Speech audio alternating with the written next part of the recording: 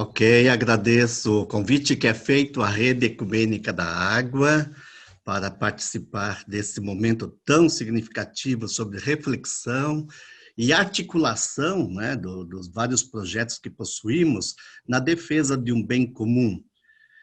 Parabenizo quem está à frente desse seminário do momento e vejo que as forças de fato precisam serem integradas, porque os problemas com relação à privatização da água, ou poluição da água, ou não apenas a água, mas o mau uso, o uso irresponsável dos recursos da natureza, parecem mais fortes do que as nossas articulações. Então, é fundamental que estejamos juntos. Eu gostaria de, na minha contribuição, tratar de 3 elementos rapidinhos, são apenas 10 minutos, né?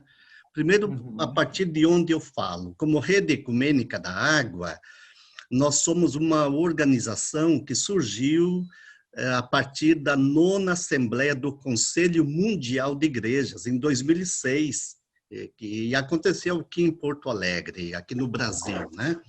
E o nosso objetivo, então, é trabalhar mais no interior das 349 igrejas que hoje fazem parte do Conselho Mundial de Igrejas, articulando-as para refletirem sobre essa questão, água, este elemento água, em 3 perspectivas, entendendo água como dom de Deus, água como direito, e não apenas humano, um direito de todas as criaturas que dela necessitam para viver, e água como bem comum, diferenciando da expressão bem público, porque pode haver uma politização dessa expressão e que não condiz com o que nós entendemos como bem comum.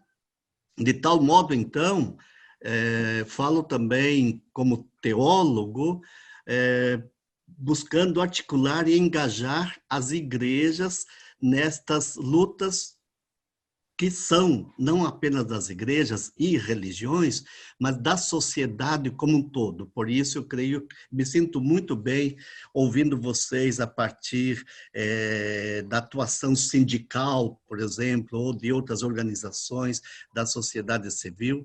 Creio que, como igrejas e religiões, nós precisamos estar juntos e temos uma contribuição, creio eu, a dar nesta luta que é da humanidade toda, da criação toda. Um segundo elemento da minha fala, sempre que eu ouço falar de privatização da água para recursos particulares, agronegócio, mineração ou quaisquer outros, eu vejo que estamos indo, de fato, na contramão daquilo que está acontecendo em muitas regiões do planeta. Até o ano 2000, se conhecia de forma mais objetiva 3 casos de reestatização, se queremos falar assim, ou remunicipalização, enfim, da água. Ou seja, a água volta a ser gerenciada de forma coletiva, para dizer pelo governo, para não dizer pelo governo, porque o governo nem sempre é representante da coletividade como deveria ser num Estado democrático. Mas um esforço, pelo menos, de reestatização, remunicipalização da água, ter um governo comum, um uso comum, gerenciado, uma gestão, de fato, coletiva. Do ano 2000 para cá, já temos conhecimento de 217 casos, quase 300 casos, onde este esforço é muito visível, significativo. Falamos de Budapeste, falamos de Berlim, falamos de Paris. Aqui na América Latina, Buenos Aires, pelo menos o projeto está encaminhado, nem sempre concretizado. Moçambique, Maputo, na América Latina, La Paz, enfim, são quase 300 casos que mostram que não vale a pena levar em frente projetos políticos que privatizam a água com interesse mercantilista, exclusivamente econômico, mercantilista. Quais as razões disso? Nós percebemos que os serviços são inflacionados. Percebemos que, além da inflação do serviço em relação à água, há uma ineficiência cruel com relação à gestão da água de forma privatizada, como está sendo. Água, e falamos aqui também do saneamento básico em geral, né?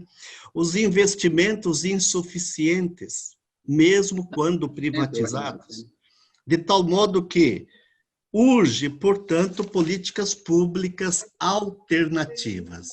E, dentre elas, eu creio que esse esforço por reestatização da água é de fundamental importância. Esse é um segundo tópico que eu queria abordar, que nós trabalhamos como rede ecumênica da água. Um terceiro elemento, pela rede ecumênica da água, nós percebemos que esse esforço é, de fato, de responsabilidade não apenas de um grupo ou um setor social, para tornar a água um bem comum, um direito comum.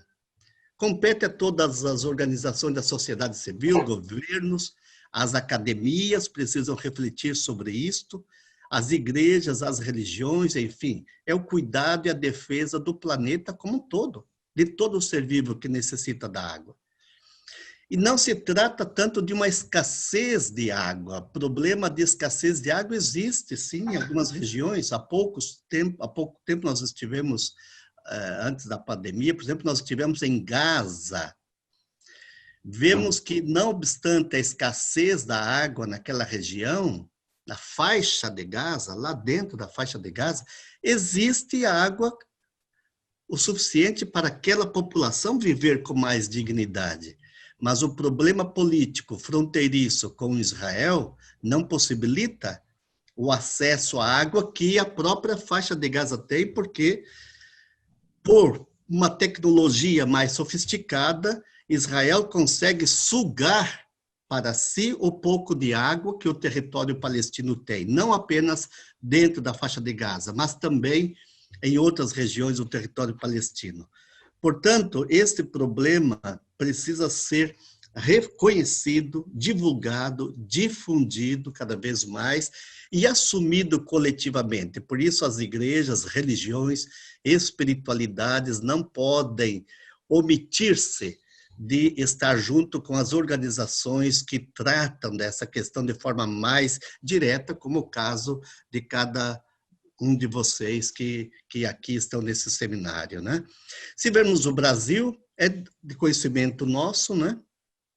Que temos 12% do volume de água doce do planeta está no território brasileiro, ou 53% da disponibilidade da água de todo o continente, de toda a América Latina, está à disposição, né, do nosso país, ou do nosso continente, enfim. E apenas 70% dos rios, né, ou melhor, 70% dos rios, né, poluídos com todo tipo de dejetos industriais, domésticos, químicos, etc., né?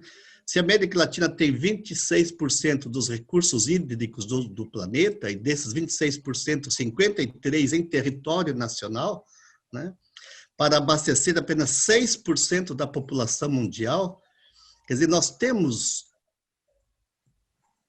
água em abundância suficiente para dizer não há por que o acesso à água ser tão difícil em algumas regiões do nosso país, como é o caso da região do Nordeste, por exemplo, né?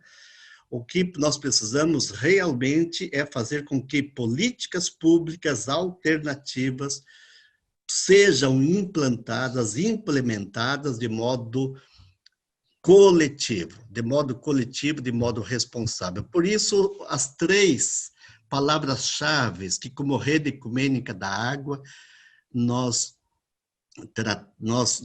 procuramos afirmar de forma significativa Por exemplo, nas Eco School, que realizamos uma por ano, já em Salvador, na África. O ano passado foi na Tailândia. Este ano seria agora em novembro na Índia. E a pandemia não nos permitirá.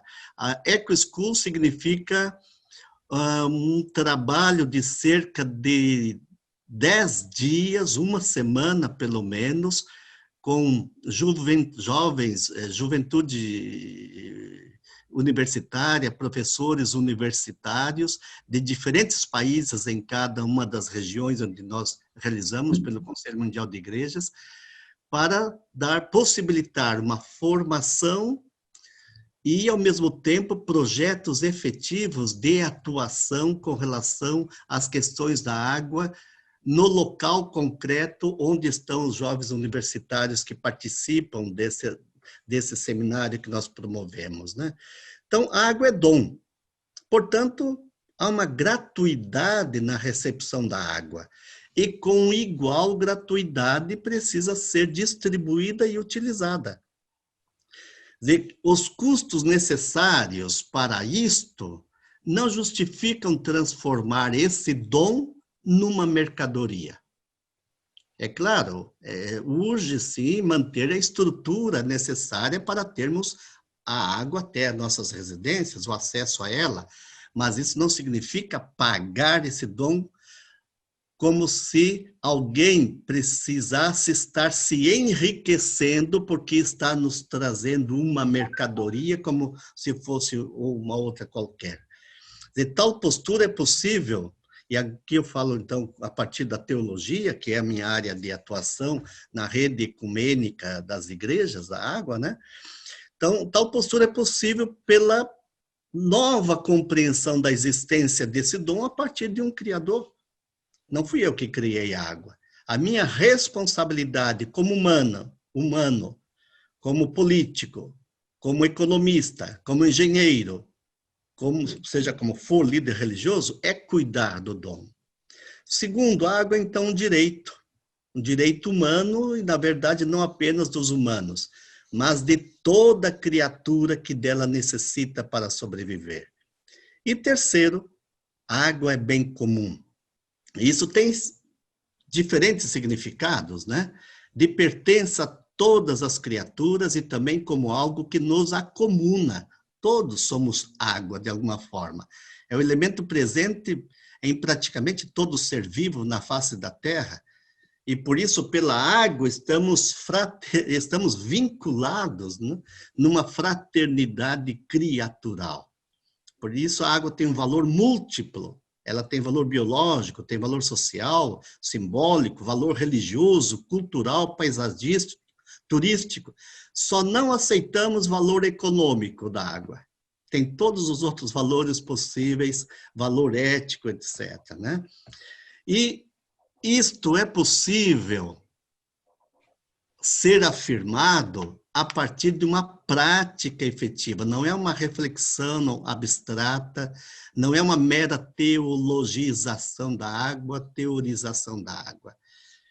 É entender que o modo de compreender a água a partir do credo de cada tradição religiosa, seja cristã ou não, vai envolver em atitudes, em mudanças de comportamento, de forma que sejam efetivos, para que cada vez mais entendamos a água como um dom, para quem tem uma fé numa divindade ou não, sabe que não criou este elemento, ele recebeu esse elemento.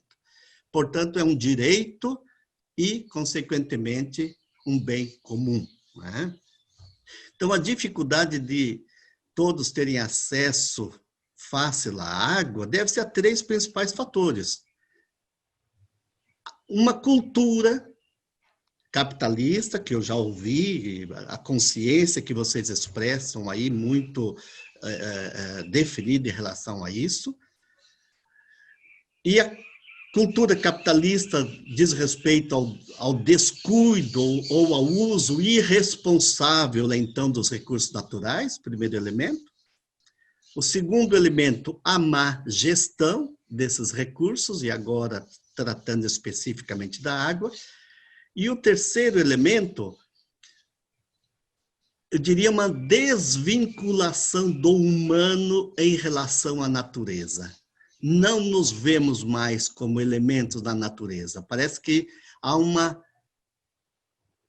desequilíbrio na relação a tal ponto de nós não nos entendermos água, não nos entendermos terra, não nos entendermos oxigênio, não nos entendermos uma criatura desse planeta. Por isso, utilizamos de forma instrumental para o humano, mas o humano não se coloca também como um instrumento para a criação global.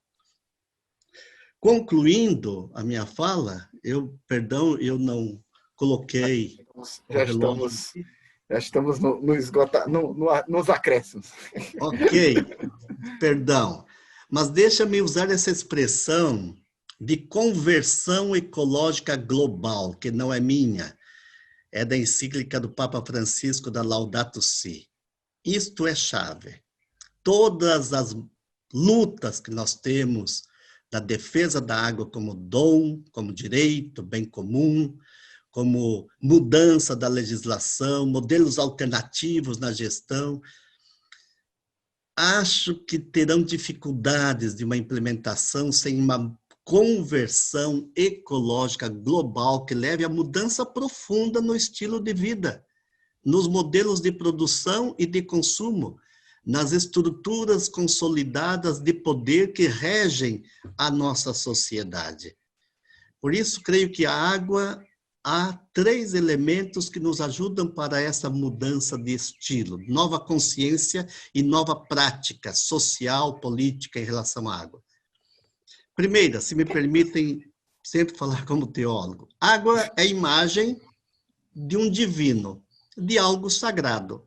Sobretudo o nosso povo, pensando em Brasil, mas por onde andamos, por aí fora do país também, nós percebemos isso de um modo muito forte, muito intenso, né? Na tradição judaica, na tradição cristã, na tradição hindu, nós nos sentimos abençoados pela água. Segundo, novas relações a partir da água, hospitalidade, cuidado e generosidade. Isso diz respeito à solidariedade. E terceiro e último, vamos ver na água, vamos ver na natureza uma voz de transcendência que leva à revisão da nossa vida aqui na dimensão da imanência, da história, da sociedade, da economia e da política. Eu creio que é por aí que a Rede Ecumênica da Água procura possibilitar nova forma de pensar o criado para podermos com ele conviver. Desculpem-me, por favor, o excesso do tempo e agradeço a oportunidade.